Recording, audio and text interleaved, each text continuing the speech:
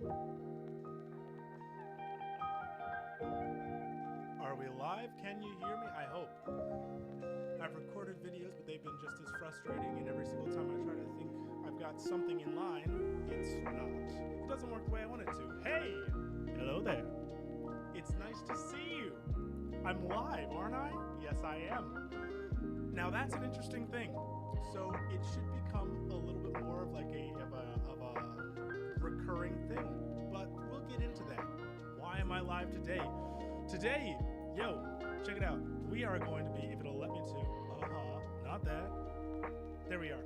We're taking a look at the GJL Game Parade. The GJL Game Parade this fall. I'm so fucking excited. So, it starts in about 5 minutes, 4 minutes and 52 seconds, which is why I started the stream early. To give a little background and also to tell you what my relation is to this, because trust me, it's one of the smallest ones. It's a speck of dust in a field of dust mites.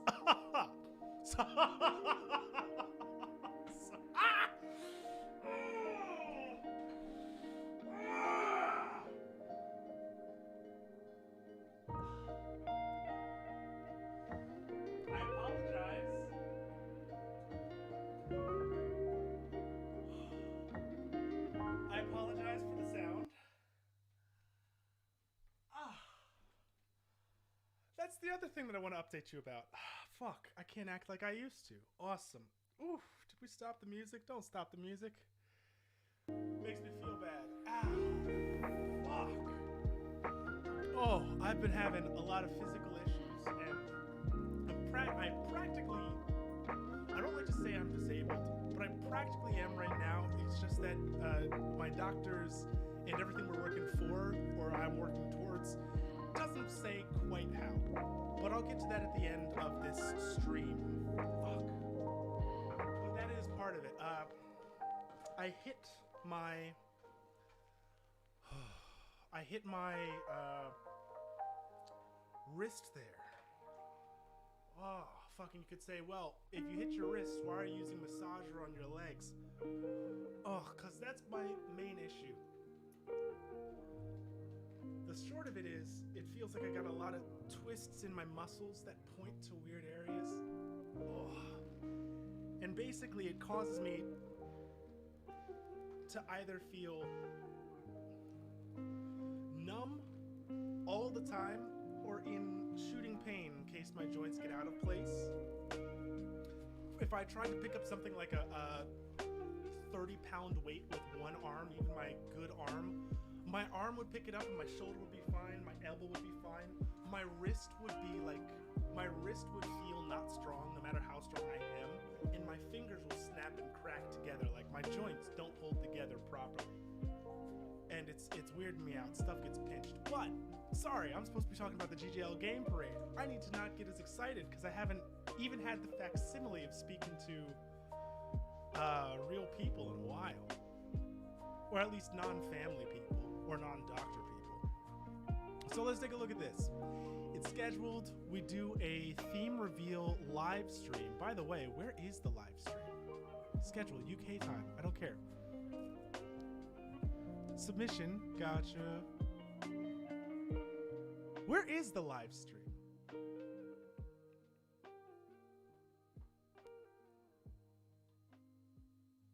Unless it's like the stream opens up for me at that point. Some of the judges, but yeah, no, it's a game design thing that's like it's meant for all of these. Anyone can join, but they're like, yo, make teams, software, there's judging. This is a big fucking thing. And there we are. It's only so big in that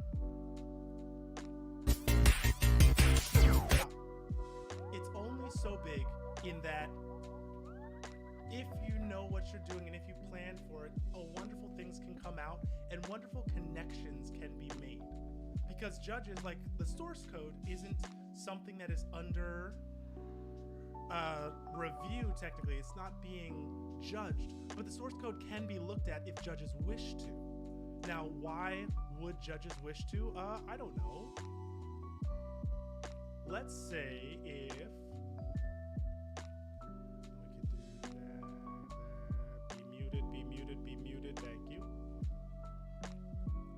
let's say that, fucking somebody out of Tag Games or Besto Jester or Firestoke? Free stroke for a fee? I don't know.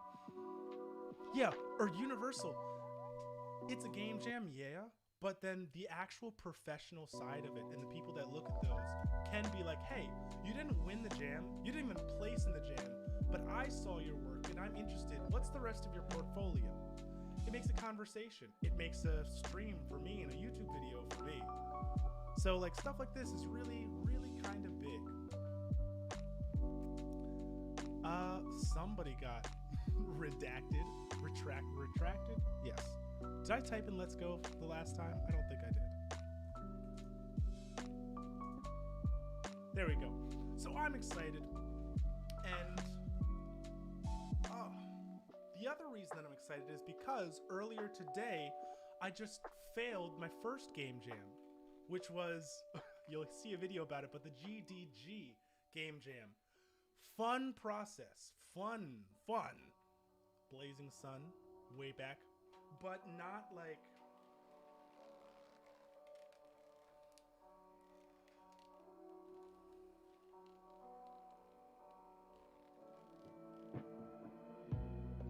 No, it was kind of enjoyable.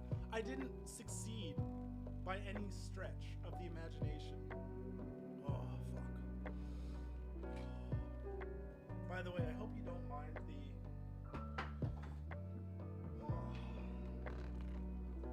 massager. Stuff will just routinely get tight on me. So I like having it just around to be... This has been like my life, most of it. Trying to sit here. And the worst of all is... You'll see it a couple of times. I stretched before this, but normally if I'm not like well in place and I'm sitting here, all of a sudden like my right leg will start to go numb and then I gotta stand up. But how do you stand up with a numb leg? So I look very funky. To a normal person, I just look like I'm like swinging my hips in a weird way and breathing heavy. That sounds weird. That sounds terrible. But then again, my phrasing, check the fucking box.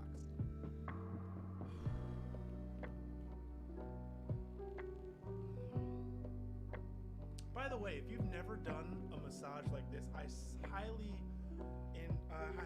recommend it. So normally people do massages like this where I do as well. They'll find a large muscle and they'll move from like one end to the other and back and forth and shit like that. That kind of helps me, but a lot of my issues center around how things are themselves in at the joint. So like for my arm, instead of running down my arm, which I do later, I'll put it right where you think your armpit is, like right where you feel the crease of your armpit. Pull it back into your chest a little bit and you like go over a little bump of muscle, then go under that muscle very lightly and just hold it there. And you should feel something out throughout your entire arm. Okay, let's take a listen. For the Game Parade Game 2021. There, it's the 5th edition if I know yet. Okay. And it's fantastic how, 5th, right? I love it. I'm really eager to see what happens, all the ideas and the creativity that will spark out of it. Absolutely, yeah. Absolutely, I mean, the quality we've seen in the jams before now has just been absolutely incredible. And increasing. Absolutely, yeah. Every time it gets Absolutely. better and better. People's skills are getting honed with every game jam, which is great to see. If you've not taken part in one of these before, the whole point of this jam is to help more people get into the games industry. That by taking part in this jam, not only are you having fun and you're honing your skills and practicing your trade, but we have got a whole bunch of judges from industry ready to judge this jam. So let me just bring up briefly. Here are just some of the companies that we were just talking about this jam. So we've got people from Aardman Animation, from Avalanche, from Double 11, from Dream Harvest, from People Can Fly, from No Code Studios, from Rivet, from Electric Square, Tag Games, Third Kind Games, Universal Music. Not on the slide, but we've got Codemasters as well. an amazing selection with an event of like this. Anybody industry can join, judges, anybody and can, these are all people in industry. Anybody can feel like they that are want to see your close to an game. industry They want they to probably see what held you up can in do. high regard for the longest of times. I must say, put this together. It's a great astounding. opportunity to I love it. And I want to see more. create something fun, create something that shows off what you can do. I want to see get so it in much front more. of industry. And although obviously we can't make any guarantees, sometimes there are then follow-up conversations. And I know a number of people that have spoken to some of the judging companies about just getting said a job this, at these or companies. I just said this. He's reiterating. That's the whole point of it. So as a little recap, let's go through. Come on. What some of the jams have been like in the past. Let's have a little reminder of some of the games from the summer. I'll take a look. Jam. By the way, I do want to make a little mention here. Here, let's not have... Stop that. I do want to make a mention, though. I have actually sat through a number of Game Jam theme announcements, weirdly enough. Like the GMTK Jam, Bracky's Game Jam, I believe both of those that he had. And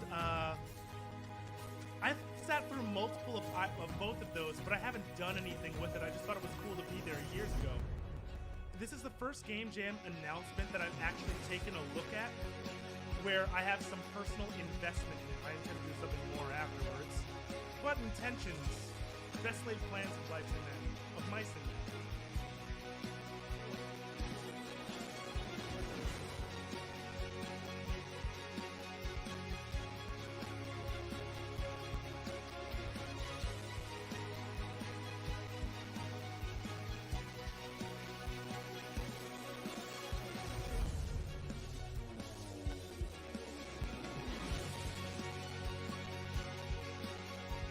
It's cool, it's inspiring, but right now I really don't care. Now, why don't I care? I don't care because I don't know what the relation of any of these games was to the jam itself, or what the theme of the jam was, or what necessarily is going on. Like, it's cool to see, I love it. But if this has been going on for more than a minute, I'd say we've hit our usefulness cap. Just like, don't swell the music again. Get to the fucking point is what I want right now.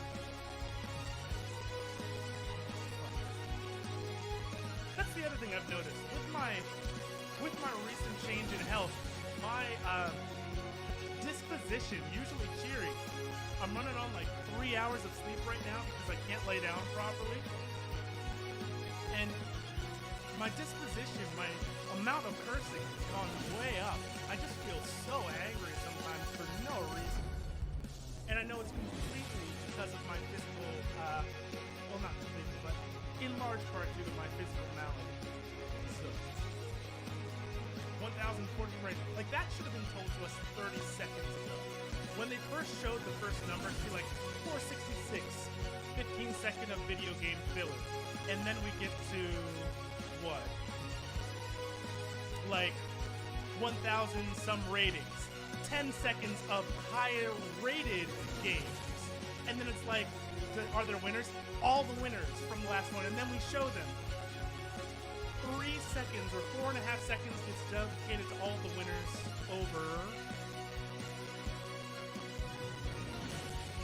Well, 1, 2, 3, 4, 5, 6, 7, 8, 9, 10, 11, 12, 13, 14, 15. So 15, 4, 5, 20. You could get 2 minutes. Wow, of 4 so seconds, to see all those games around 4 again, seconds each, to all highlight all of the last year's I'm winners. not even sure I got right? through them all, but it was so that would have many been games. sick. They were fantastic. So that's the sort of thing, if you've not taken part in this before, that's the sort of thing you can expect to see. A huge array of interpretations of the theme. Some brilliant quality. I don't care and people had right now. a lot of fun. I could have gotten that if you showed me 13 seconds. Solo developers, some people were part of a bigger team. A whole mix. Inspiration. Absolutely fantastic to brings see. back memories. And that's the other thing. When I have more like connection to it, for the games in the comments on the YouTube that's as well. Cool. And then I can come back and give a different there, perspective. But as a new people person, talking about being excited that their games are going to get in front of the. Is that somebody from the fucking chat? Aardman are an organization I'm particularly pleased that we've got involved recently. they've done the Wallace and Gromit films and a million other things over Wallace and the Gromit decades films. that I'm such a big fan of. So brilliant to have people like that involved. A little bit about Games Jobs Live. The point of this is to get people into new jobs in the games industry. Right, Games Jobs. Games Jobs Live does a series of online recruitment events to help with that as well. Oh, sick. So what I would recommend is have a look at www.gamesjobs.live when you get a chance. We've got every UK vacancy in the games industry in the UK listed on an interactive map. So we've got I'm not in the UK, but I could be remote. All wait, the jobs I'm not a on every game single developer or month. designer, We've got, so what am I thinking about it for? pages with details about all the different game sectors around the UK, all the different regions, a bunch of resources as well as our upcoming events. So check out the website. Lots of good information up there. If you've not already signed up to the Jam, if you've just tuned into this live stream and haven't signed up, what you want to do is get yourself over to the itch page. If you punch in this URL, it will redirect you there. It's jam.gamesjobs.live. That's jam.gamesjobs.live. That'll take you over to the itch page where you can register. If you have signed up but don't have a team, or you've got a team but you still got a skills gap, 7 days. What you want to do is get onto the Discord, start the project, and get into the Looking for Team channel. Has it told us the theme yet? If you're not already on the Discord, I know they haven't, but I was like, maybe if it's just on the page, that would be cool. Again, in a browser, punch in discord.gamesjobs.live. Discord.gamesjobs.live, and that will redirect you to the right Discord server. Get in there, find the rest of your team, or even if you're not looking for anyone else or you're a solo developer, there's tons of chat always goes on there throughout the Jam. So get chatting, compare notes, ask for help, give help, whatever you want in the Discord. What we always recommend people do is to network as much as possible, not just in the Discord, but shout about your games. Tweet, post on Facebook, LinkedIn, whatever about your progress. Put up screenshots of how your game's coming along. Basically, sell yourself. Just network with other developers. You might find people that you want to work with in the future. You might find your work getting in front of recruiters and some of the studios that we've got judging. I'm actually so happy about that. So I've got a game to finish. As you can. We'll think about this one for a little bit. I'll have some fun, write down some ideas. I'll do the process here live, because that was the thing on the Discord, which I'll go over in the video. I had so much fun doing the actual process of thinking stuff up, and was mostly limited just by my inability to actually make things happen in Godot. But I would just like to say there was very little companies friction when it came to generating ideas. That shit is the easiest in the world. Have given us judges to help judge everyone's games. That's fantastic.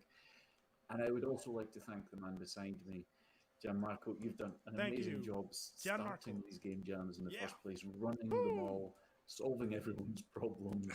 So thank you once again for putting the time into this next game jam. Yeah. Thank you for betting on this, because without a call in, there would be no game parade at all. So you're the hero here, not me. Team effort, definitely a team effort.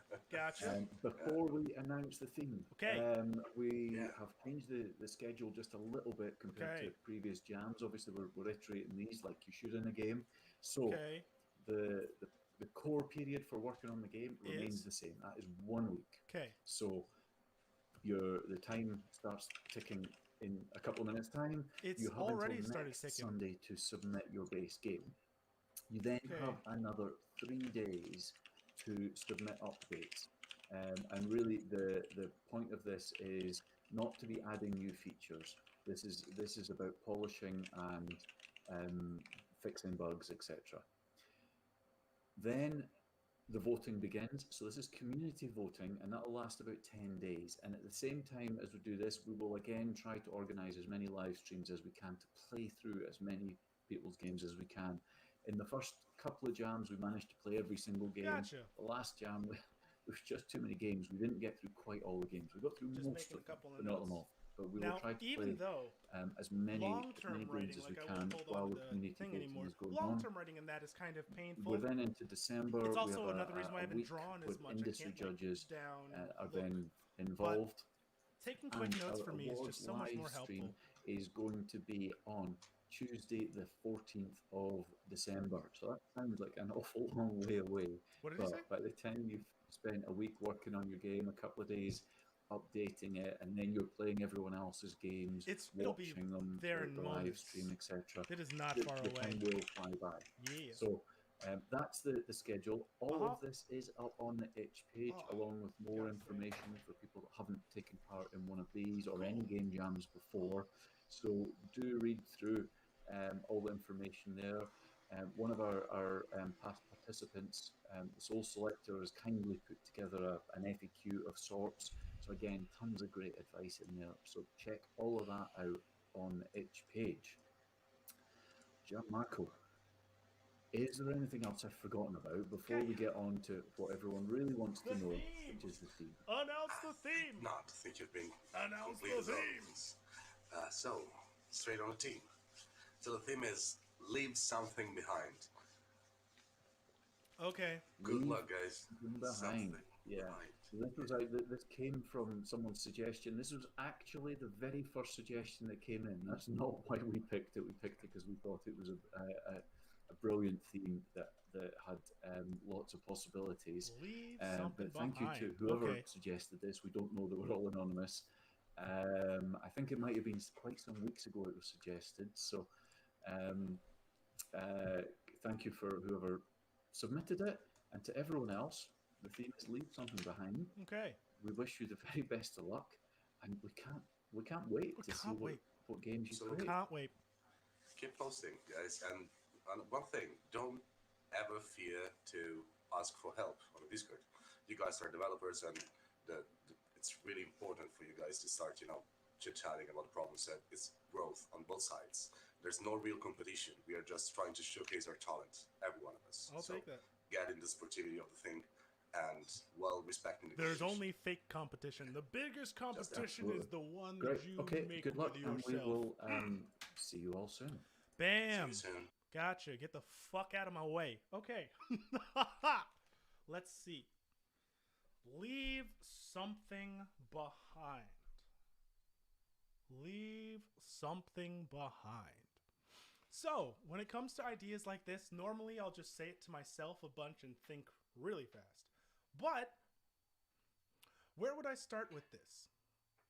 In terms of... I immediately think necessity versus choice.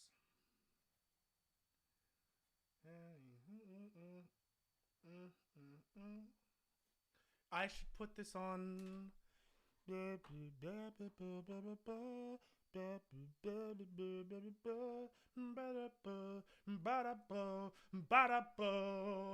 see the go. Oh fuck, I love that song. I'm over here like, God, let's go. Yeah.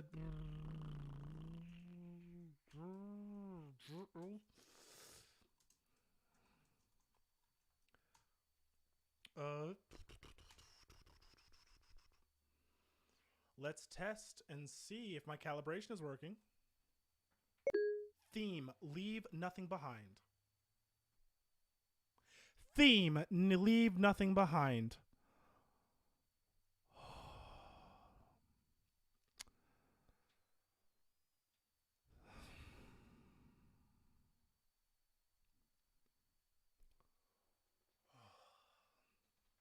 So, as somebody who's really a fan of a lot of words but not a fan of typing them exceedingly now, I use that text-to-speech feature so fucking much now. It's not even funny. And when I'm taking notes, it's the most comfortable way to.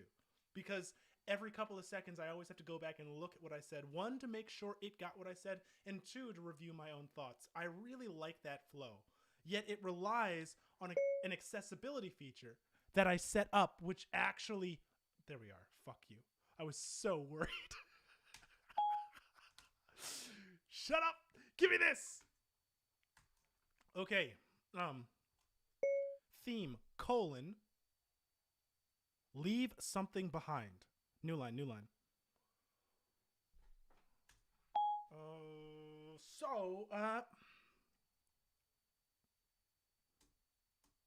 Stop you. Necessity, V dot choice.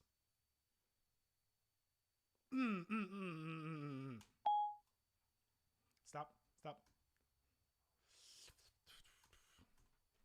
Necessity, V, period, choice.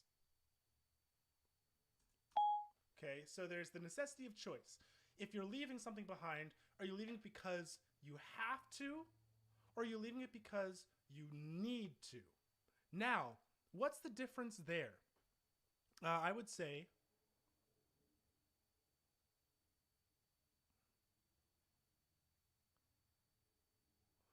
Okay. In terms of necessity, I would operationally define this to mean that the situation is forcing a non-certain loss with a general understanding of what will be lost. Period.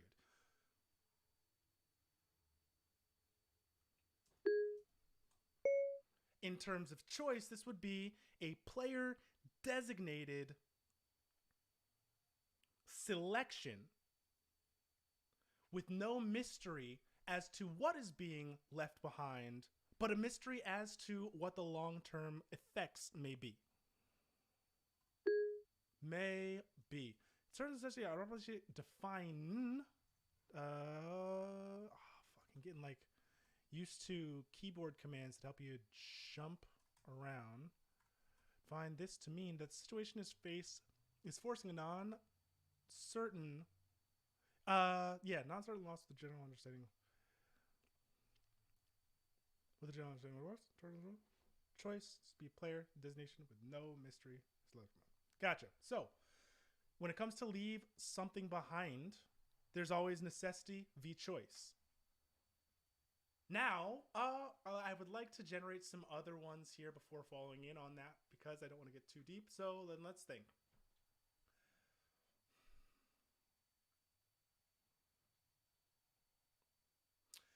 Let's look at this in terms of general sentence structure. Leave something behind could also be it could also, so I was watching a video that was by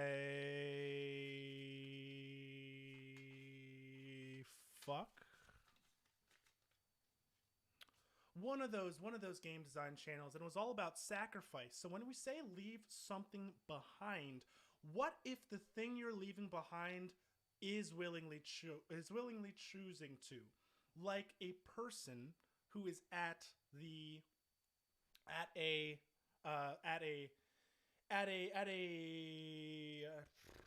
ravine, and to ensure that the ensuing horde does not make it past the ravine, they have to hit the rocks. But because there's only like 4 of you, normally somebody would be up top to push the rocks over. This time they have them like held up by a rope. Somebody has to stand there and cut the rope.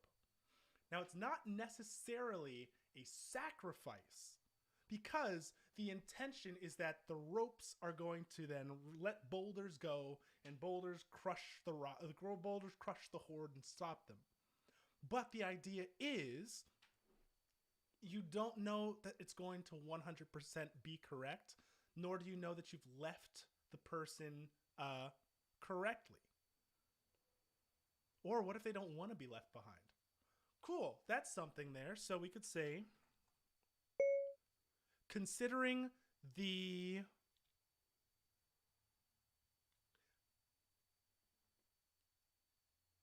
independence of other actors, the decision to be left behind may be chiefly important to their agency within a given context.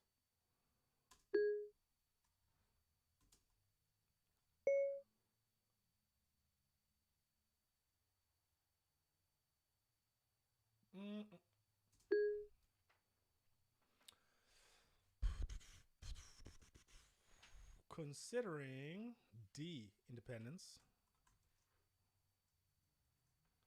Considering the independence of other actors, the decision to be left behind may be chiefly important to their agency within a given context. I period, E period, a noble sacrifice in order to prevent an ensuing horde predicated upon full success yielding no sacrifice. If you wonder how I think to myself, it's in sentences like this. Like, they sound, you don't normally talk like this, but I build it in such a way that it reminds me of what I was thinking of before. Cutting the ropes to crush the horde that normally would have been pushed. Okay. Or we can say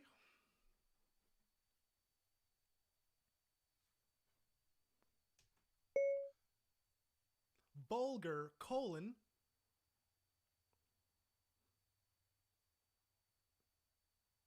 to have laughed an ass off while running. No. Boulder colon. I really hate you. Fucking hate you so much sometimes. You know that? I hope you're aware of it.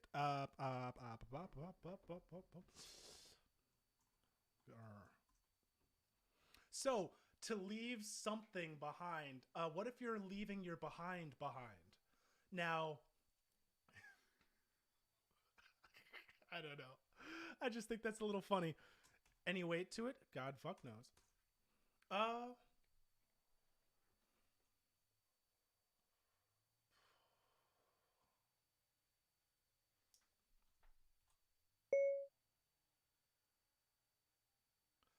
Memories and intangible experiences can be left behind in order to prolong life or decide to end there.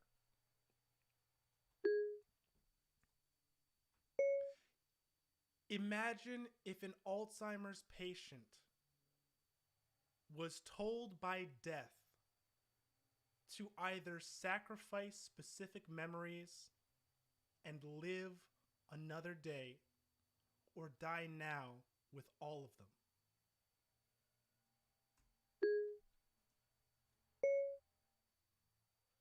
What do you leave behind? Question mark. Something like that. That's a good one.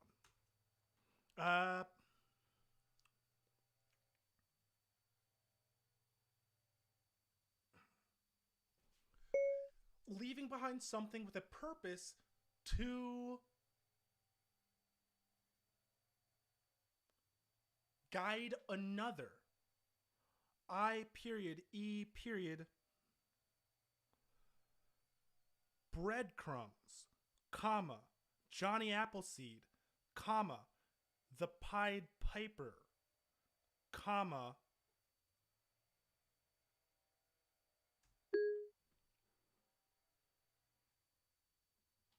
and not another guy. He? What? I don't even remember what I was saying right there. Leave behind another to guide another. Come here. Ugh. God, fuck you. Not that.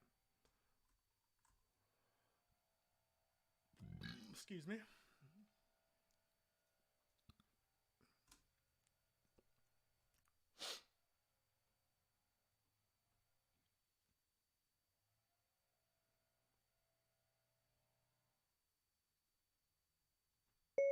Imagine being a multi-dimensional entity sowing life among the stars.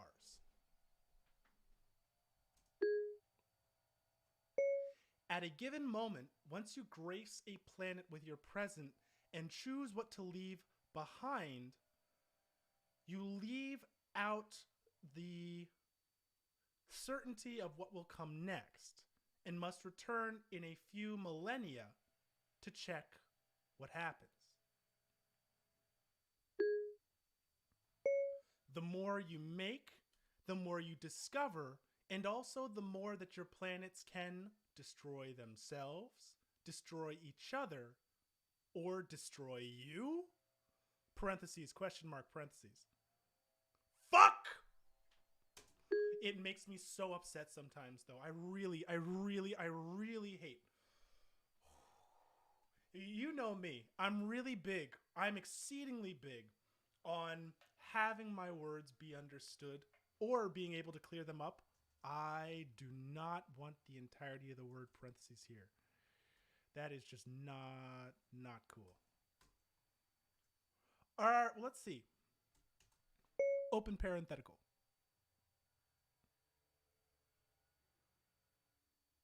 Open parens.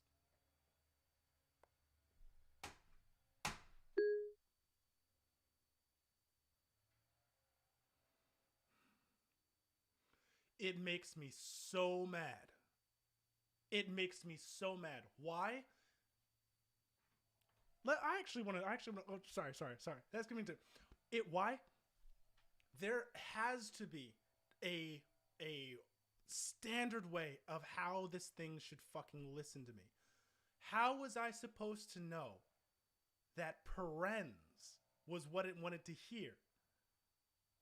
I had to think for a second because I was expecting parentheses open, question mark, parentheses open the first time, and I was just going to go back and put in the closed one.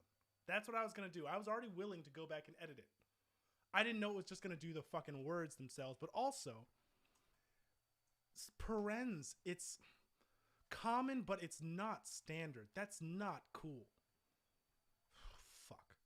Man, people that design these systems just suck so hard sometimes. It's like they don't use them. And then people that do use them are also the ones who are like, hey, I hate using a lot of stuff, so let me invent Linux. Let me come up with something completely separate that really is going to suit a ton of shit, but the general public won't be able to. I don't know. I'm just going off now. Ugh. Nothing makes me as angry as the word interpreter on this fucking thing because it's just not human.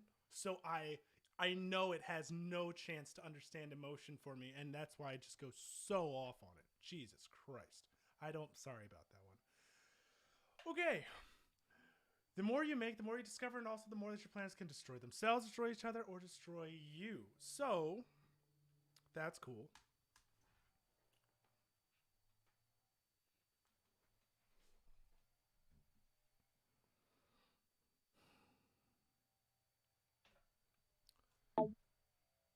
I'm only going to do one more of these, and then I'm going to start to look into the actual elements that each could be made of. So, because I think this is a good amount. In relation to physical space, to leave something behind something else could be a puzzle.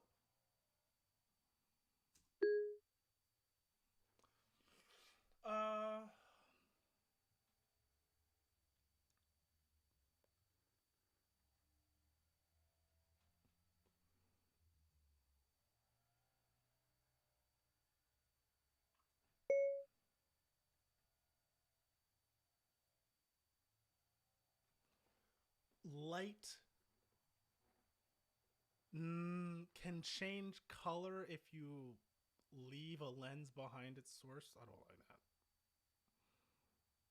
Leave behind. Physical space.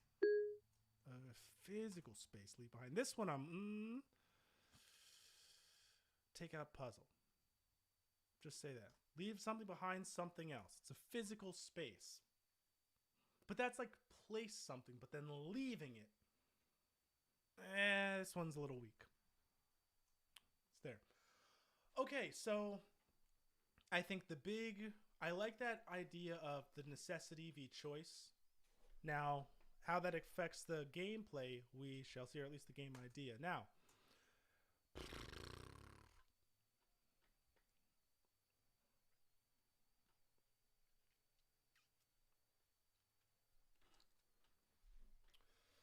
between making the choice in terms of being forced by your environment, kind of like that.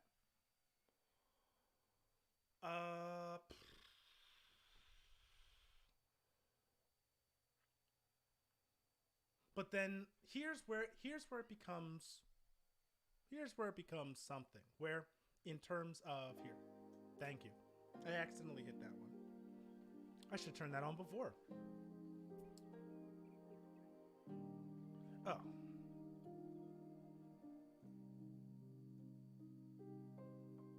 Don't know how loud that is. So, in relation to this space, so, from a gameplay perspective, how might we take some of these in? Oh. I'm going to do it on paper first because I'm more comfortable with it, but this would be something, if I could like hop into Sprite right now and draw something up, that would be awesome. My tablet's too small though, it crunches my hands together, I can't do that. So, haven't been able to do that for a while. Oh, dude. Okay, let's think. By the way, I need some like upbeat music. That's my one issue with lo-fi hip-hop. I love the sound. I love the profile. Hey. Now to me, it sounds like my voice just changed because I feel something go over and I in a weird place, but let me know if it actually did. Like if it sounds it to you. Yeah, but it's just so fucking sad too many times. You know that? It's too, I need, even upbeat is not upbeat enough, but I need something shit. Because I know chill, but study, relax. I know, but like you can relax with upbeat music a little bit.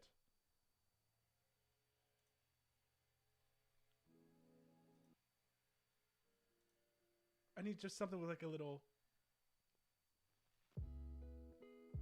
I need something with like another.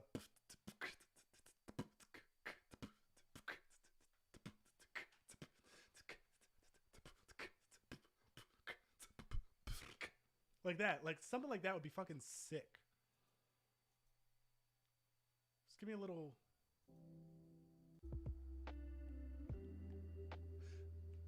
See, but it has the, but it's missing the.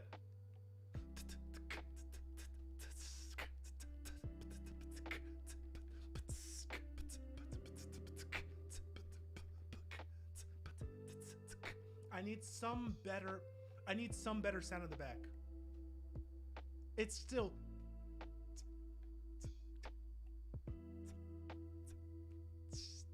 That's too little. God damn it. Okay. Well, I'm not gonna be streaming for much longer, much longer. So, yeah, but I want some music. Just give me the Majesty soundtrack. Let's go. Fuck yeah. So. God, what a great soundtrack. Holy fuck. So, in terms of the gameplay, the system that I've been going on normally helps when you have an overarching idea and you can break it down into smaller ones. So if we want to say that we've got ideas here, we can put a little line in like that, and then we can drop down here and say what we want to say. We're gonna call these just like, yeah, game ideas, really, because I liked that one. This one, if I had a team maybe and people were behind it, that would be interesting, but it would take a lot of like, I'll get to that. Anytime I say imagine, we're talking about a game.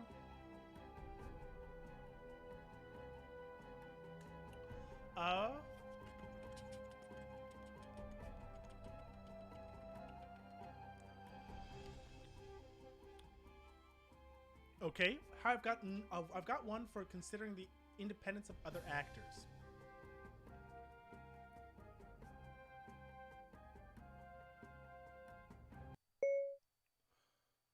Imagine that you are deep within ancient mines,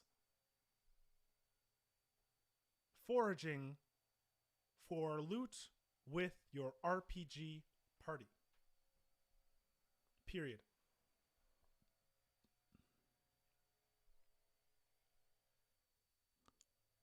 Suddenly, you spring a trap that brings the residents of the cave to life, and you must escape! Exclamation point.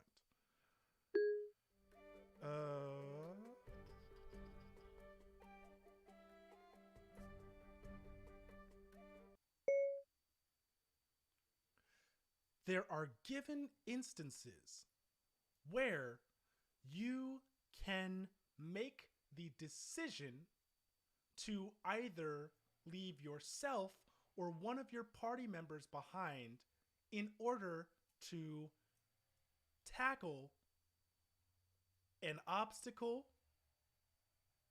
make your escape easier, weaken the enemies, or halt their advance. Halt their advance.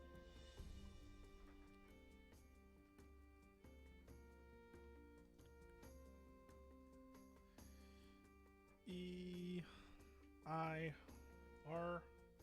Okay, and then we can say weak in the enemies. God damn it. God damn it.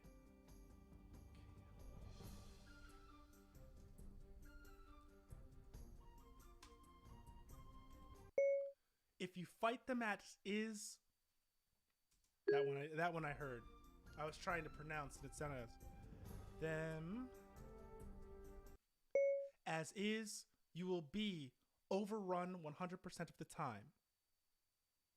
So your best bet is to escape.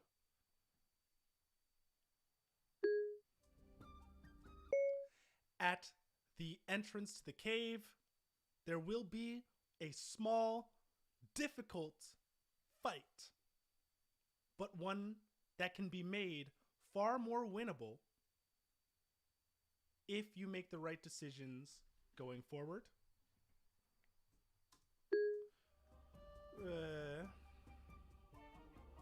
While escaping. Period.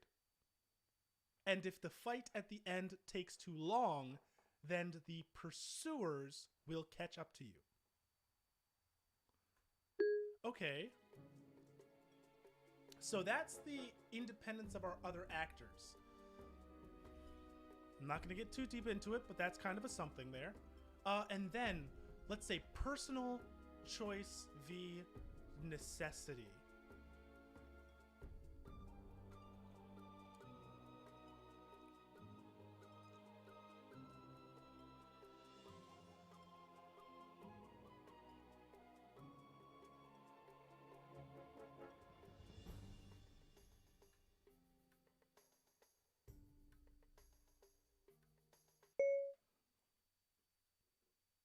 Imagine being a hunter of mythical creatures. Period. Their environments are hostile, and their temperament even more so. Period. As the solo hunter, you must equip yourself. Equip. Acquit? Equip.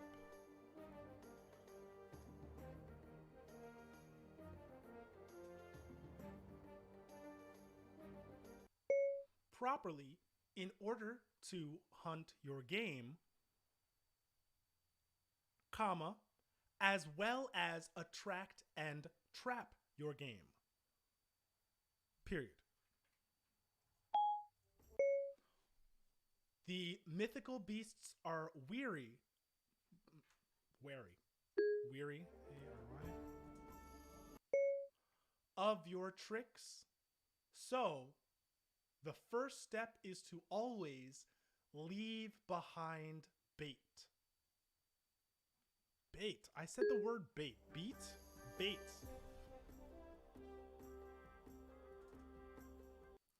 Then return and see the success of your hunt. Bait. Bait. Bait.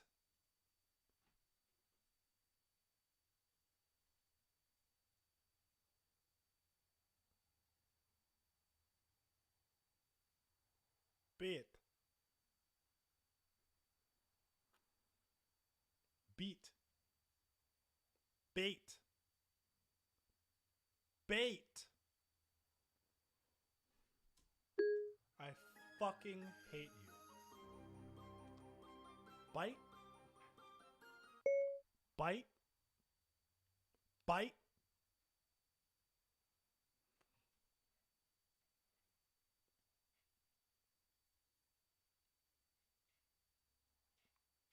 Bait. You are, but fuck you. Bit.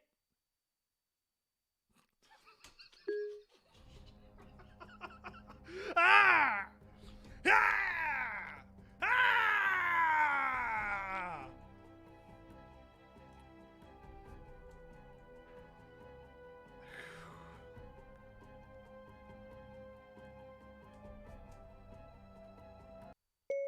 Upon your return, you must equip properly, for the more you carry, the less you can carry back. I period E period, the less you must.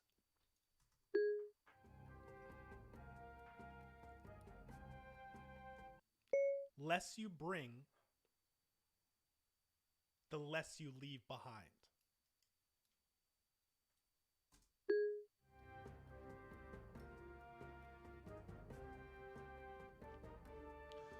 Okay. Okay. Okay.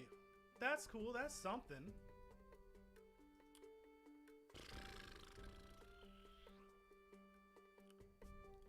So, let's do a little audit here. This is the part where things can jump up a little bit. A little bit of an audit. When it comes to the memories and intangible experiences,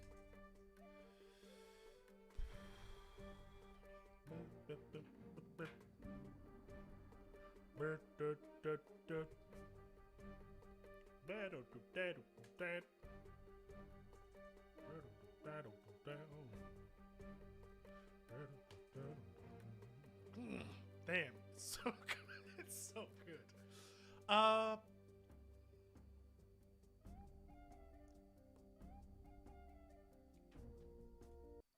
In roguelikes, like Rogue Legacy, you leave behind a legacy, comma, in a more gamified term, this could be, colon,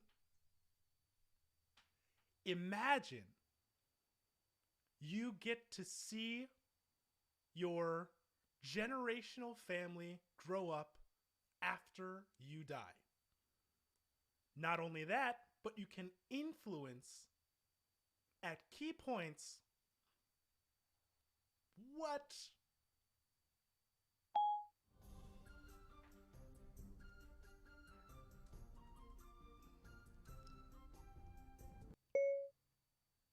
will guide the rest of their lives. Period.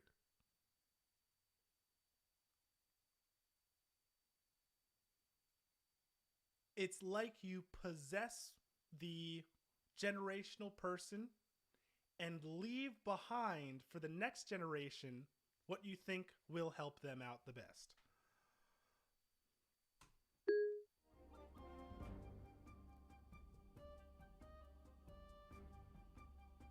Okay.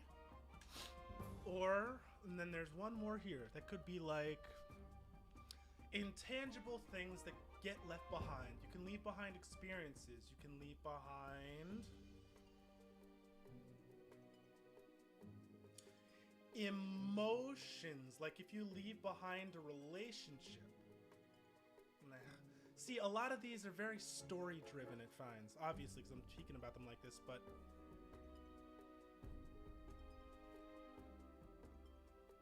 gamified. Yeah.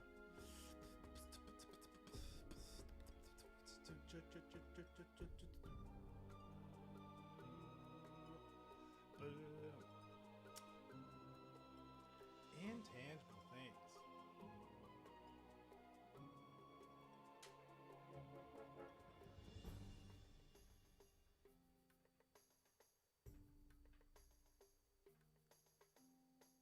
Yeah, we can move on from that. Multi-dimensional building with stars.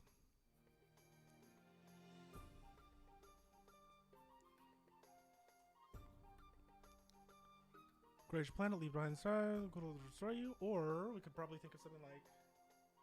So that's leaving behind something, and then going back to check on it, and it's like see if it's grown. But the reason that it works here is because you have to leave here involves you going to somewhere else massively far away in relation to what the planet experience is.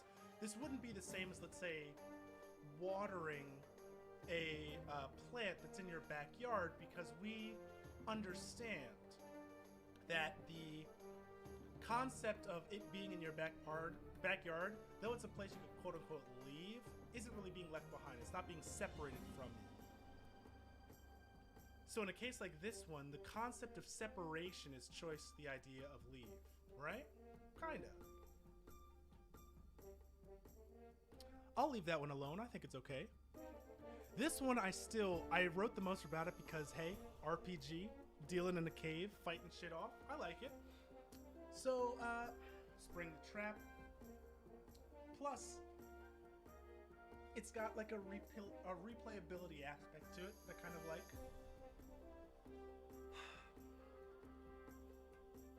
So I don't believe that needs to touch that one.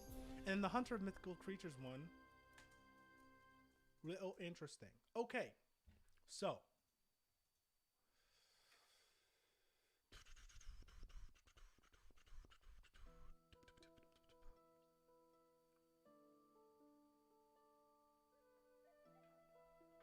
What are the most important... Here's where my system comes in. We got to define what are the most important elements of the game. Oh, did I actually write that down? 1 second, I'm looking for my definition. Just to make sure I'm consistent. Because even I wrote these things and I don't know them off the top of my head. Fuck. Where?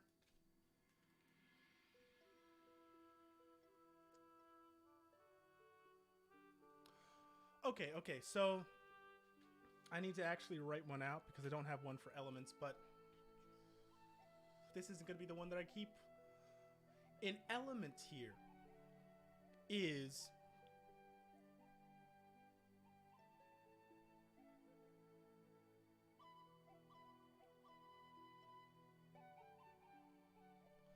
I don't have a good definition for it, but I know what they are. So just so I have them written out right here. One of my favorite things that I built up, at least, is this little joke, is it's their ITCS elements, actually.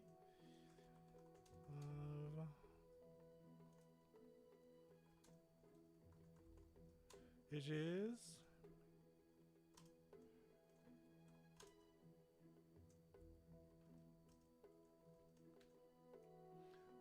yeah.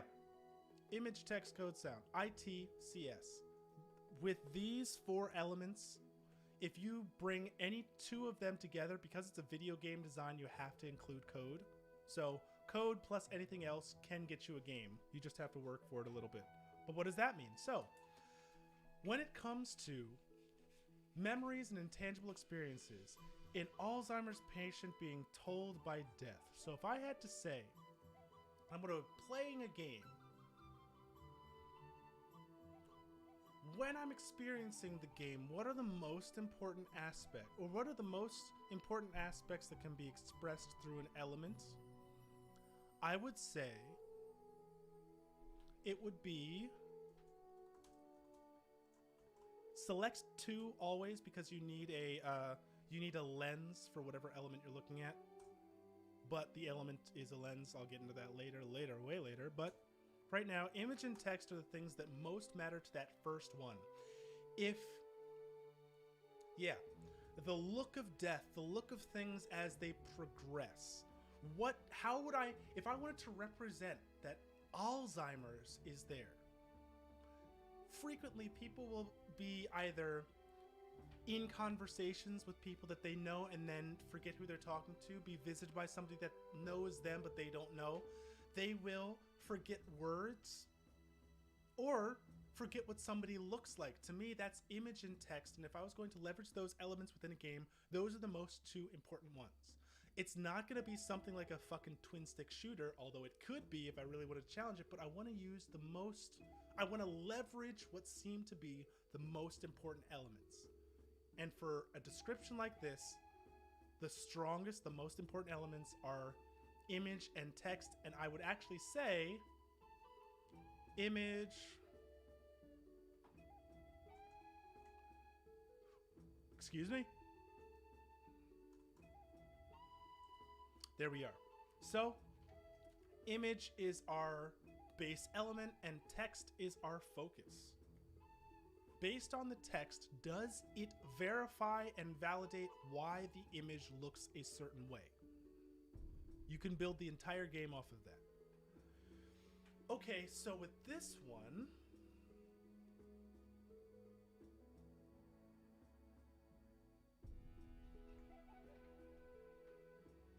can influence key parts that will guide the rest of their lives. Possess generational.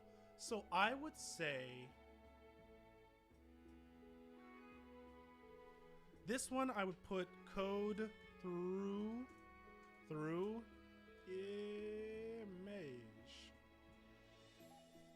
Code through image. Why? When we consider this here that says, fuck, I don't like putting my arm up like that. Ugh. Weirdly twinges me. Didn't twinge me before, twinges me now.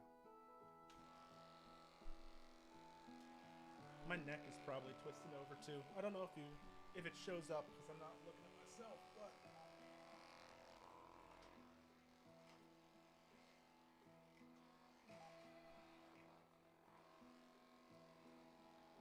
this was the main reason why I've not been streaming as of late. I've been slowly coming to terms with what it's like and what I have to do to maintain myself. But god damn, I still kind of am, but like just reliability or admitting when something hurts far more than it should. Not being afraid to look weird just because I need to survive a couple more moments. A lot of that has to do with my own personal pride and my idea of look good rather than feel good. That was like what my family was built off of. But I can't be doing that anymore because if I keep on going on this way, I won't look good or feel good. And that sucks. So I do ask your patience for a moment, but I need to take care of myself.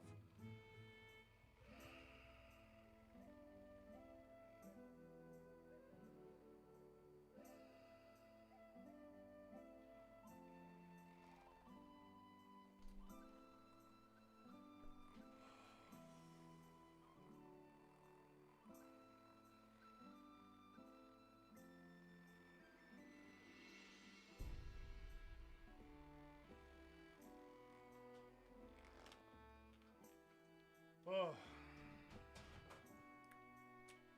Wow. Fun. So, code through image. In terms of this one, Rogue Legacy. So, the reason I would say code through image here is because the actual tracking of what's being done has to be done primarily through code, or at least the effect that you're having, the way I envision it would be, you have an input that is somewhat based on the appearance of your child. So imagine this. You've got, now this one I do have an image for, and this is something I would do rather routinely now.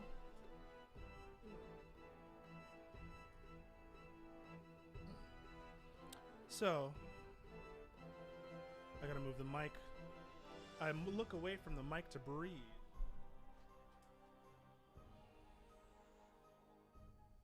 By the way, I commented on a video in reply to Tay Zonde that Tay Zonde commented on. How fucking cool is that? The guy is a legend. Jump the brain.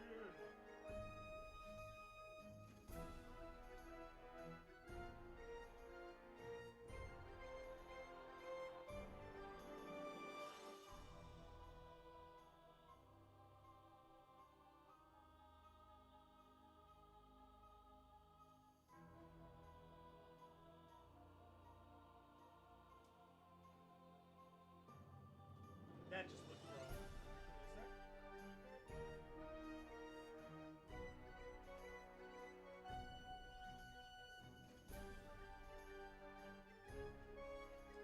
So,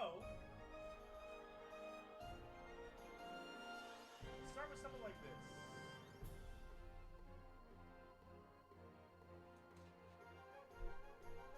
You saw that one? Take a look at it again just because.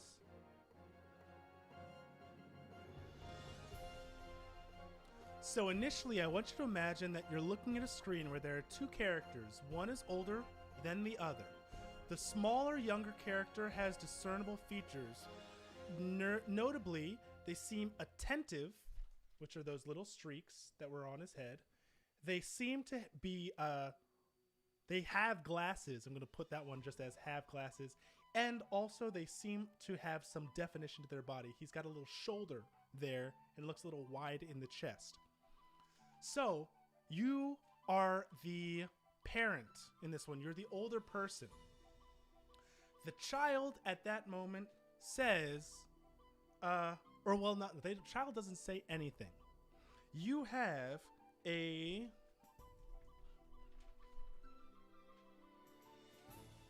thing where the child is like, they're like that, and they go like,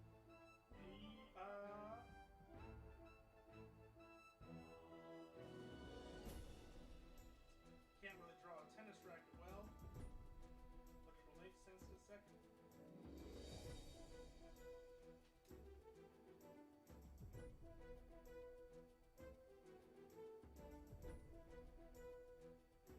Okay. So take a look at what we just did. Another image. No word, no text, no nothing. The child, still being attentive with those glasses, says something about what looks like tennis. And then you get to choose your response. So, your response in this way could be done in the exact same way. It could be...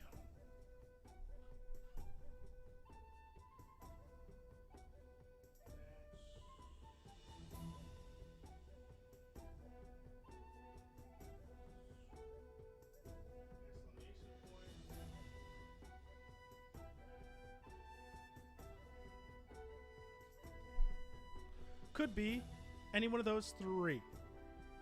X for no, exclamation point for yes, question mark for question. Once again, no language needed. Based on your choice there, whichever you select,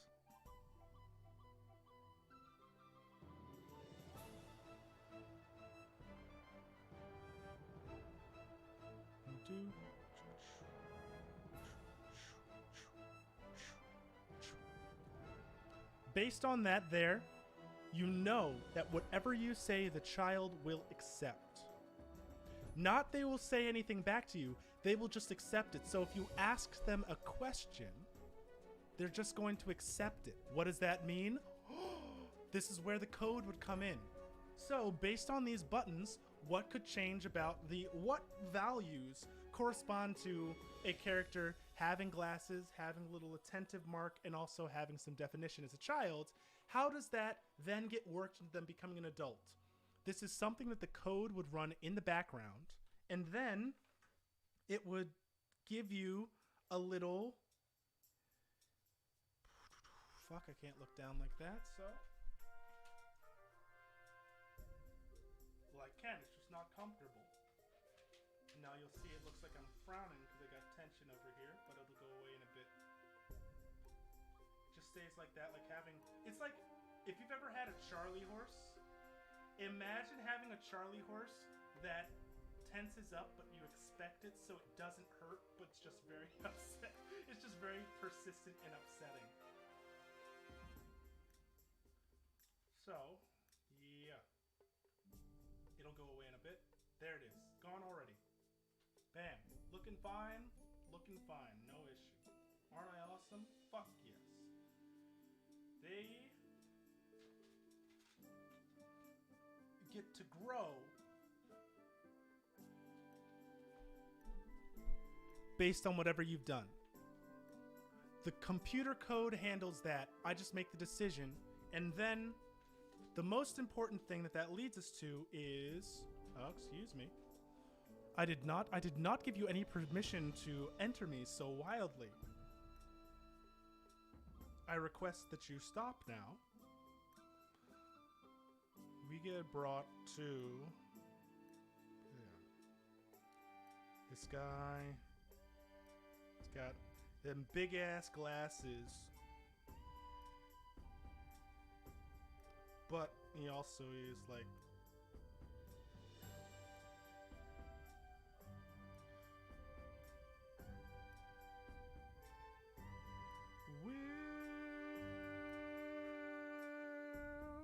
God damn, I love this music. Okay, we've got that. And then it's like we've got... Okay, 2 seconds, you guys will see it in a moment. You people will see it in a moment.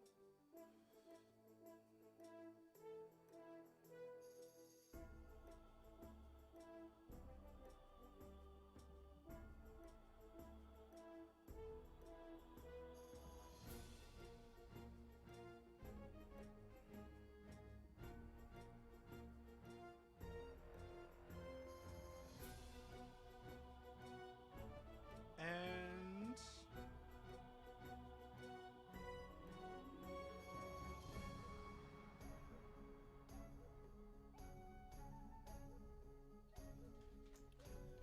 that leads us to this. Fuck you. Camera! Camera! Camera! You see that little thing down there? You now inhabit the body of the child from before. You got big ass glasses, so you know your sight's gotten much worse. Your attentiveness is turned into weariness, which is why those lines are kind of scribbling down. Yet you're jacked as fucking shit. So you must have had a successful somewhat life. Now look at your kid there. The kid there seems to be a little bit embarrassed because they've got those 3 lines. This is so weird to do. 3 lines right there. They're nervous though because they've got shaking around them. Yet their hands are out like they want to fight. Question mark? And the cycle continues.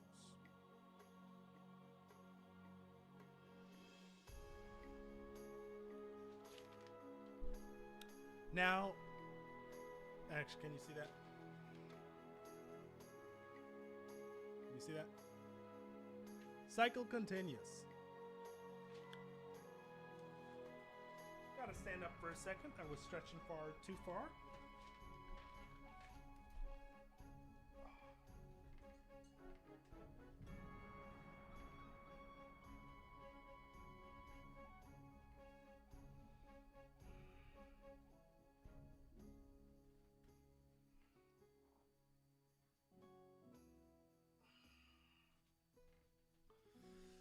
Okay, so that's why I believe it when I see it. Regardless of if there's any text or even any sound, the entirety of some sort of game could be told or could be played through just code and image alone. Now, is that its ideal form? No, but those to me are the two most important ones. And if I were to take this image to somebody right now and I'd say, so, turn... Okay. I would say...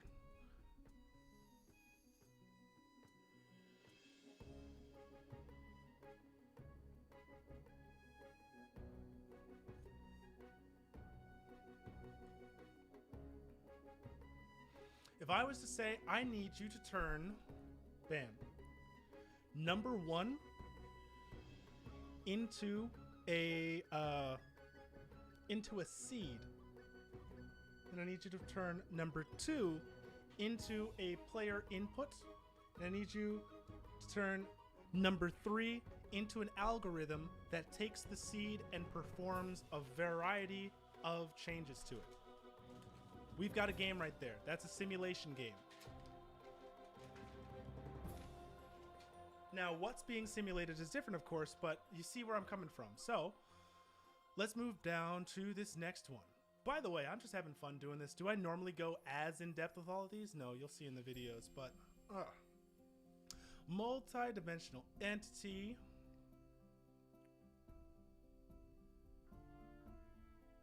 This one...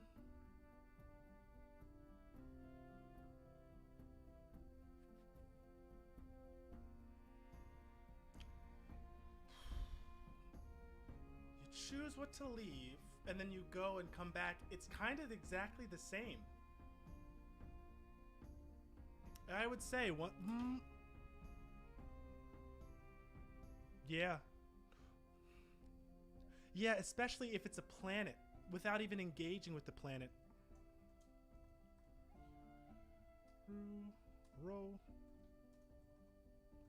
Code through image.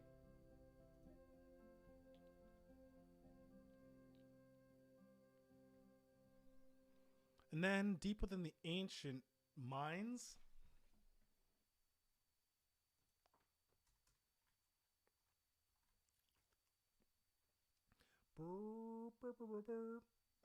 no, it's not.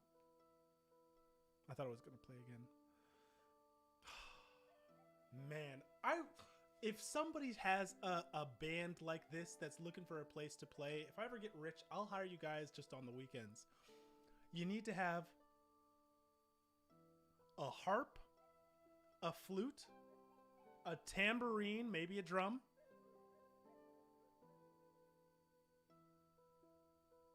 and maybe a second harp for measure. Well, I see RPG party, fight, best to escape, difficult one, more winnable. This one is what I would say text.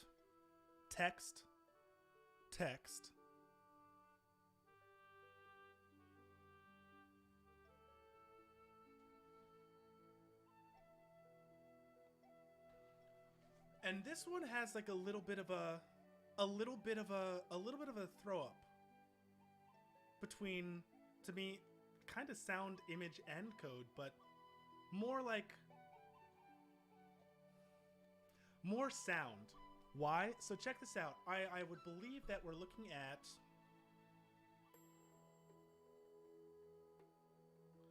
text through sound.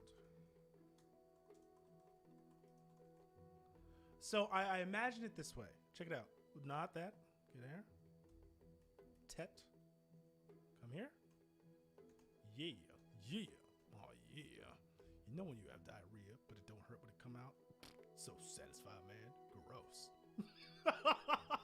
Darby Chief died of a heart attack. I don't know. Meryl's hot. She's my niece. She's still hot, asshole. I learned every word of that when I was young. Metal Gear Awesome. God. Oh my God, hotness. I want to bang you. Okay, shut up. Fuck. That's such a good one. Text through sound. So we're in an RPG one, and anytime we go RPG, you can always rely on the descriptive nature of D&D to guide what the experience of the player would be. So I like to start there. RPGs very commonly go with text. Why? Because if there's a potion that heals you for 50, you need to have a textual representation of the number of your health that then has a number on it, and you can say, oh, but the number is code. Yeah, but how do you know what the number is? Code can work in the background. Code can shade your screen and you don't know what those numbers are. This number has to be textually represented on the screen somewhere. Your chance to hit, your encumbrance, your XYZ, the name of your characters. These things in RPG are extremely important. Now, why sound? I'm not going to draw this one out because that's a little bit cheating. So imagine... I will use the drawing for a second, though, because I believe it's very helpful. And you saw how good my art skills are when I'm just trying to get information across. They don't have to be. I didn't draw a dick or tits on any of them. Mostly, I stayed away from the ass. That one's easy to throw in, but okay, give me a sec.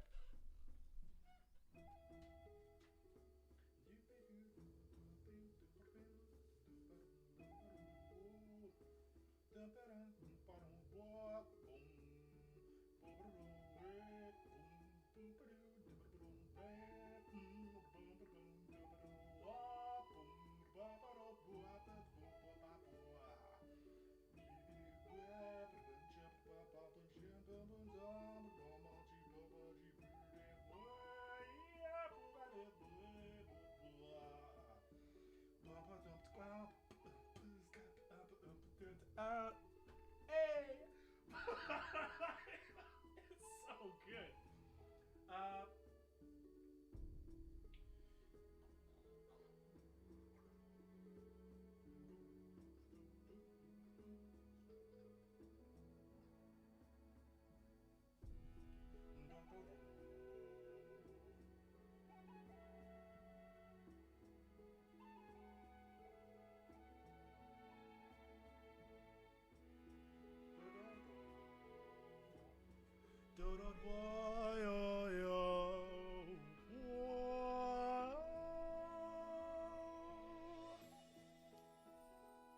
So,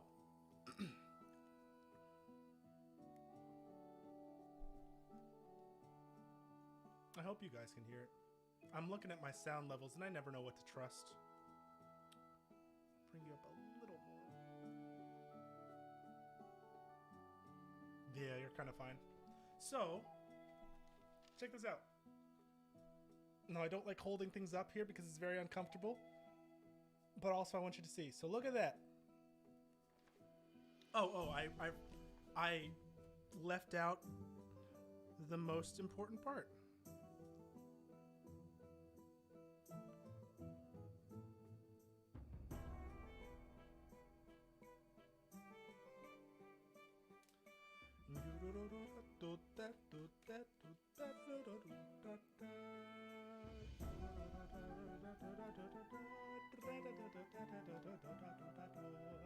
Okay. So, if you don't know music notes, that's a quarter note, a half note, or a quarter note, an eighth note, and then a quarter rest. I asked the question, who wants to go? And then I moused over them. And you could say, oh, but mousing is code. I told you, code is going to be involved in a video game anywhere. So for the moment that we know that it's going to be involved at some point in its description and formation, we will be able to disregard it right now because it is not the most important thing to the factors of the game being played. That's my reasoning for it, please. So take a look at that one. Which do you think wants to go, or at least would have the highest chance of surviving? The person who has a quarter note, which is like a one beat, the person who said a half of a beat, or the person who said absolutely nothing.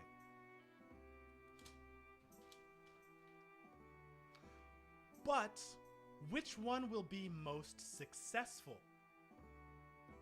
Well, what are they going for? And there's the game. So it's like you can tell it through text and sound right there. The entirety of the game can be described. You'll come into contact with situations. You'll look at your party. You can pull them to see what they think. Now, that poll could be done in text as well, but in order to see the text through the sound, my text is the one that takes precedent. What am I saying to them? What they say back to me can only be, for the sake of a game being fun, as engaging as it needs to be, and that can be done with a simple sound file. If you mouse over a guy and he goes, "Brr," or if you mouse over and he goes, "Oh," what do you think was a positive response? But then when you actually let him go out, the guy who went, "Brr," actually comes back alive. Why?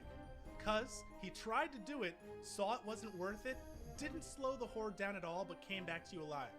The guy who went, "Ah," saw that it wasn't working, thought that he could do more with it, and if it had worked, he would have gotten a much better boon out of it, but it didn't. And that guy is now dead. He was more willing to go down and could have given you a better outcome, but because he went down, he had the higher chance of dying of the two. Right? You can get all of that just through text and sound. Just through text and sound, nothing more is needed. Now, a hunter of mythical creatures.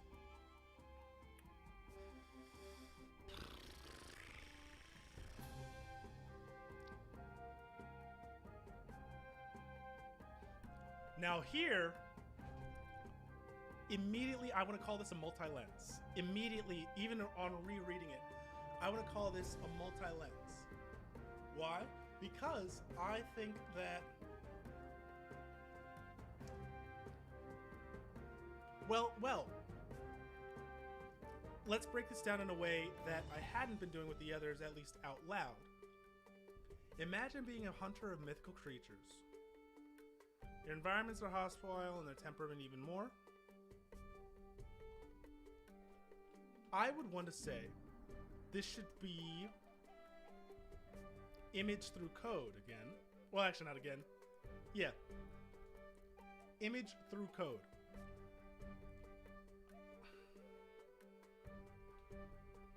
Based on what I want to change about the situation, based on how I am going to directly input things, there should be a reaction from the image. Now, here's where it gets a little funky, because that sounds just like code through image. Kind of is. Which is why I'd want to throw a third lens on there, because those two can kind of flip-flop, you know?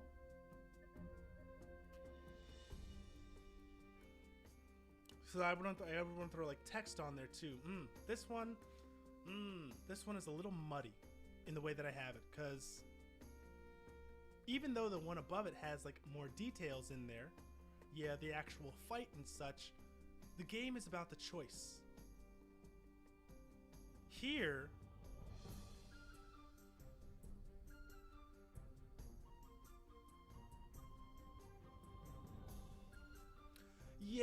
yeah, so if I do it, check this way out. If I do code through image, it becomes a platformer, a fighter, a side scroller, something.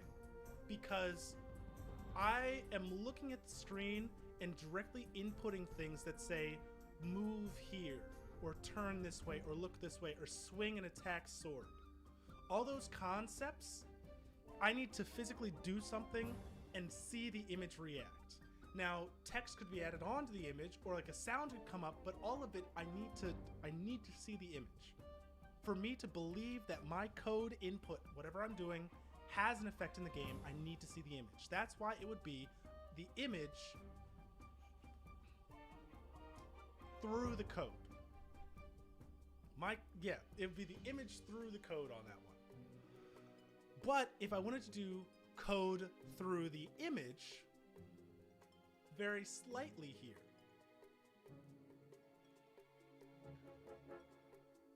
I would like to, here, let's, to better show this one off, instead of just using text, why don't I draw it out? Get out of my face.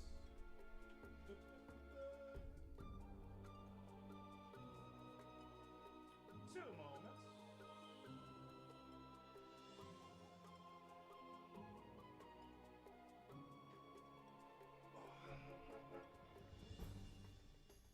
worst thing is they tell you to like fucking draw with your shoulder, which is really nice, but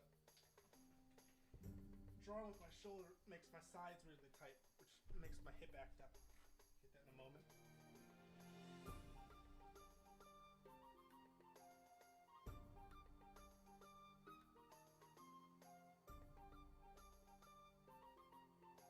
Alright, let's do image through code first.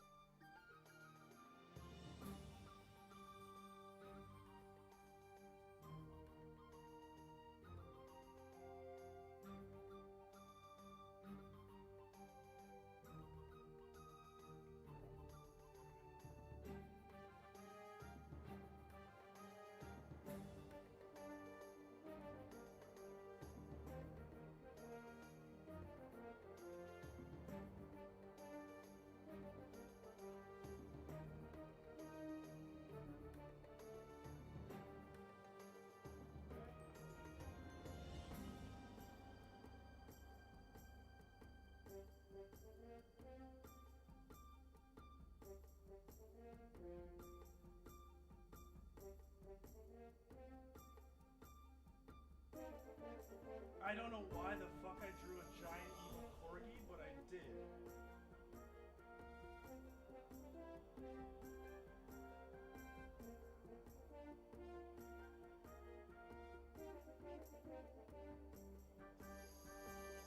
Okay.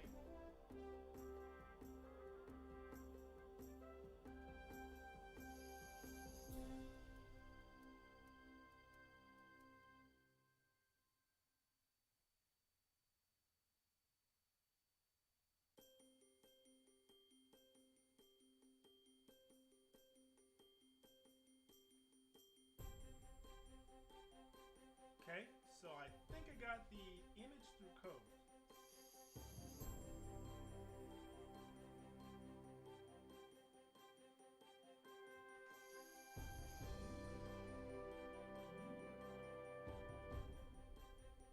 Wow.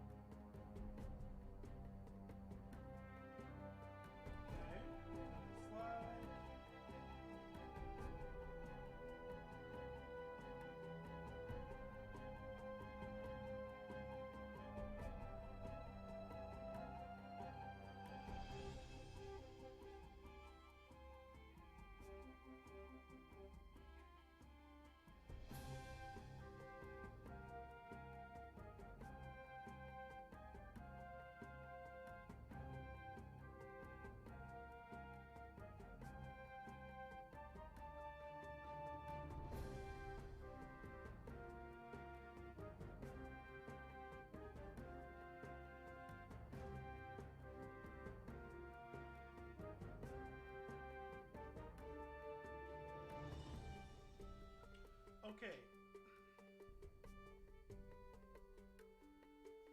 So it's very rough, but here's kind of my idea between the separation between the two.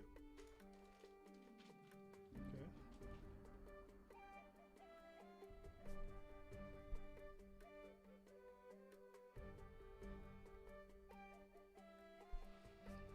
See, this can happen when I fucking draw for too long, and that wasn't even like long.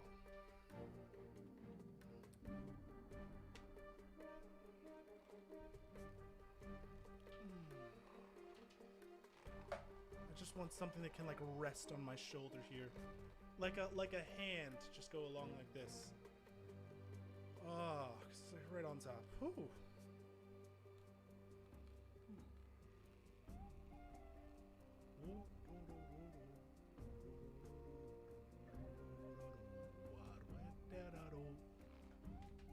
Okay.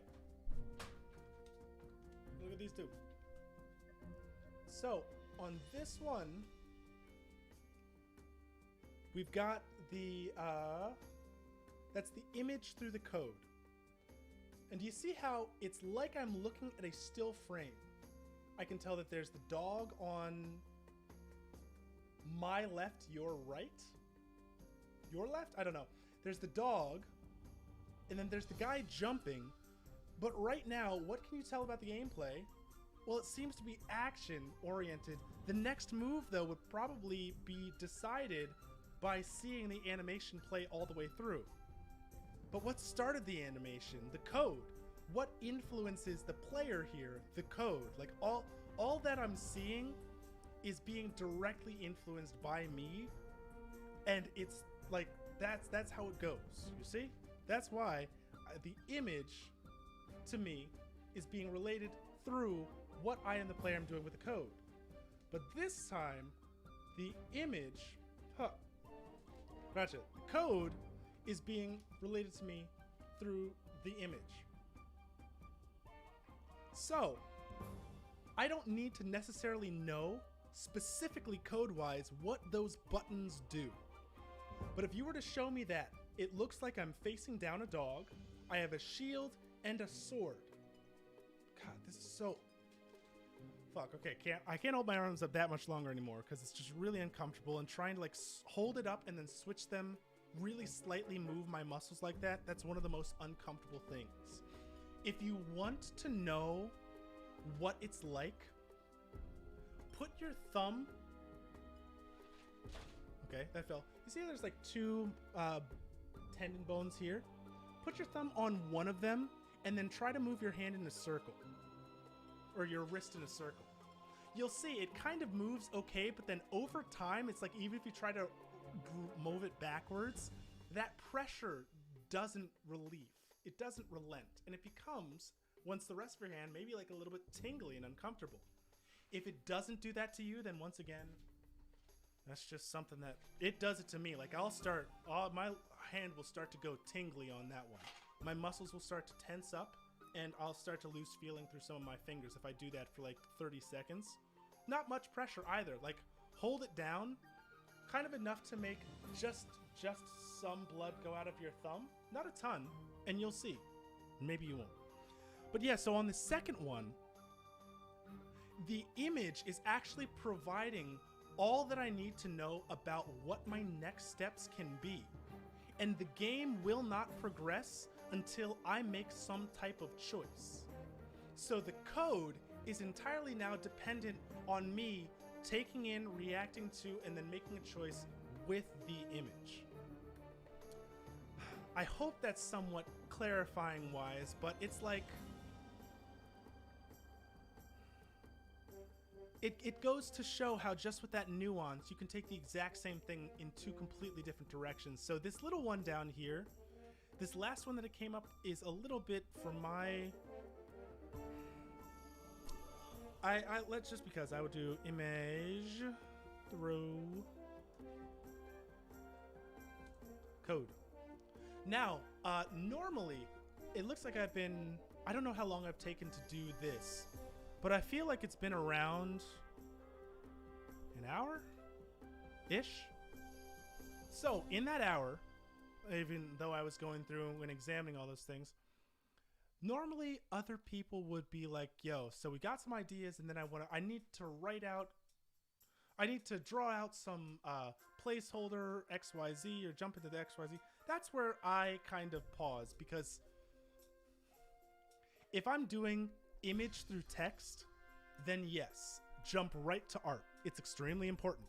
Image is there, and then text as well. I would probably want to type into a prototype and start figuring out, well, is it going to be text box that come up with this? I would start putting together what it looks like.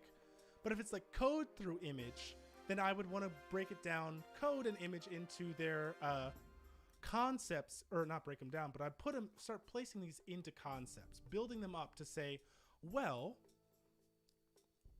if we've got, I would probably do something like this one for that other one. I'd probably say, like, what's a good image we can take a look at? And then code-wise, how do we want things to come together?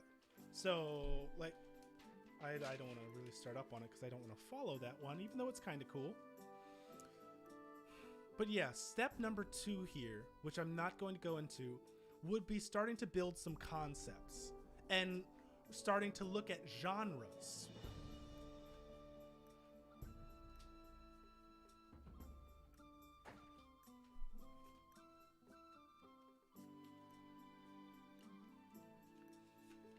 A concept is an association of 2 or more game elements as encapsulated by a word or phrase.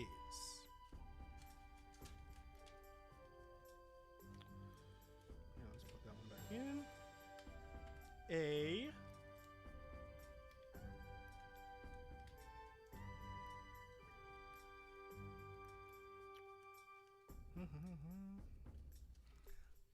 A genre is a categorical association of gameplay systems.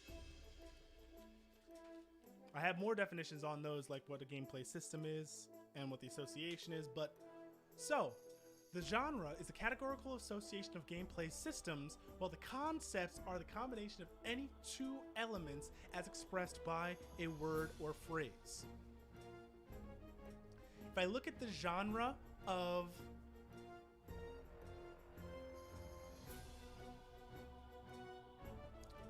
digital storytelling, well, it's not really a genre because we're talking about gameplay systems.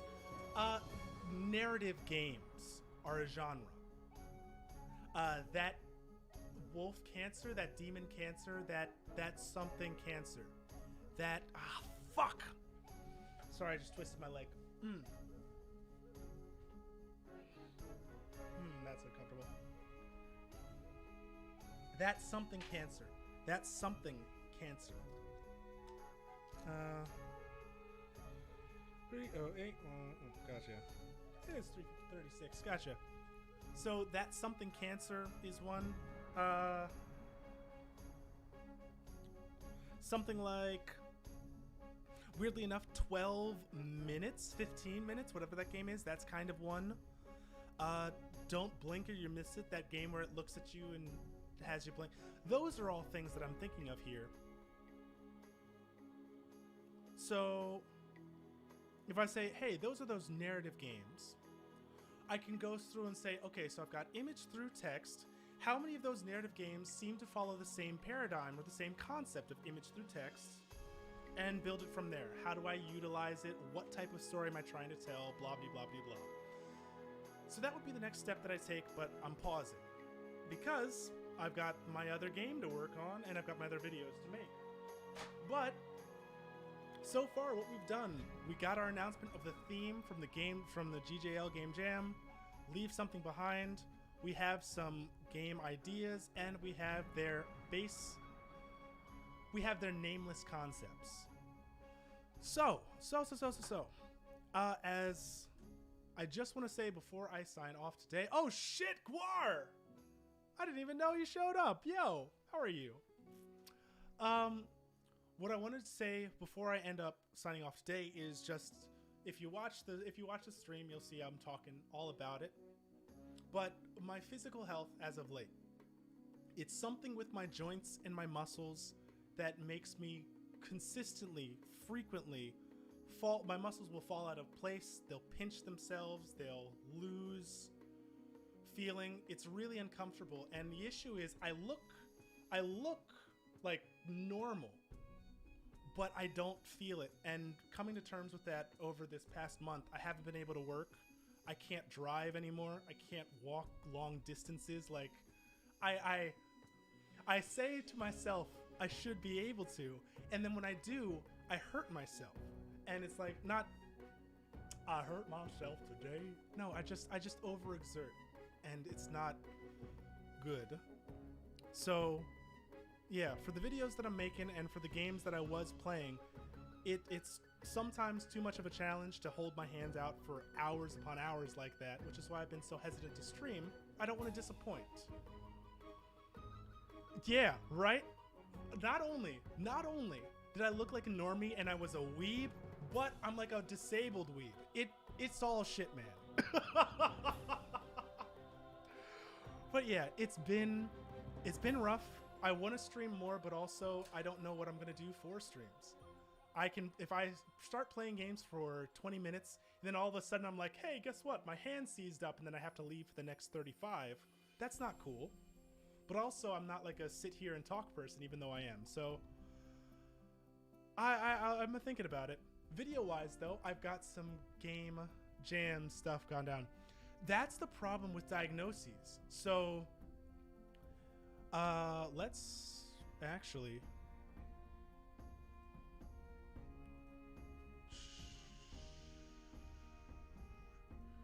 So, I've had a couple of things that probably have come up.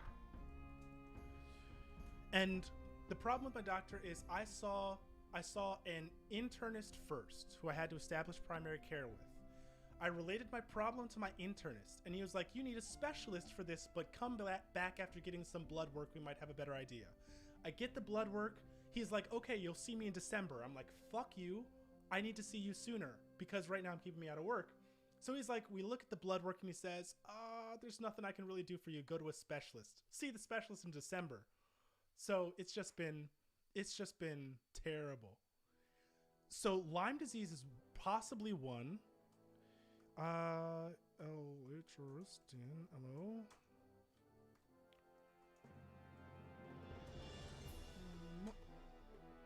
There are a couple that came up like this. The first one that actually came up was this one here. So if you, I'm not gonna like bring it up the screen, but if you take a look at my arm and such, no, it's not showing up on the screen, but connective tissues, blood, skin, joints, overly flexible joints that can dislocate, bruises easily sometimes. Right? I don't fucking go outside. I will not let nature come within 15 feet of me on a bad day. Talk about a good one, it's 50. So, weebs should not get Lyme disease. I don't come into contact with ticks, and my cat doesn't go outside. Guar, you're on top of it, right? That's why you're the best man. It's just yeah. So, they thought it was this, maybe, but I was like, yeah, it doesn't happen. I don't go out for that. Then they were like, hey, maybe it's Ehlers-Danlos. And I looked into this one. I actually got to speak with somebody who is a lead researcher on that. And they were like, yes, please get checked out. I can't get diagnosed with this one until I go to a specialist. And I can't go to a specialist until the 24th. Yo, you go out and do a lot of hiking? Is that like the casual California type hiking? Or is it like, hey, guess what? We're going out for a fucking week. The EDS is one, and fetal alcohol syndrome was another one. Because we're all these... That's what I was thinking. You guys don't have the right type of forests for it, right? Your trees are a little bit different. Your wildlife is on fire. Like 90% of the time, so... Yeah. By the way, this one got me. Small head, brain size, vision difficulties, deformities of limbs and fingers. Now, this one was like, meh. You're a whitewater rafting guide? Why are you so fucking cool? Oh my god. I went whitewater rafting once. I had such a blast. Oh my god. Yo, you give people wonderful experiences. Like, I hope you know that. And I hope, obviously, you know that. You're out there doing it, but fuck, that's so cool. Shit. Man, if I could go whitewater rafting again, I would love that. Here with the deer, it's up to Deerville. Ah, got it. Makes some sense there. I hope for the most part it stays rare out there. When Lyme disease hits, it's like, it's debilitating, which has been the one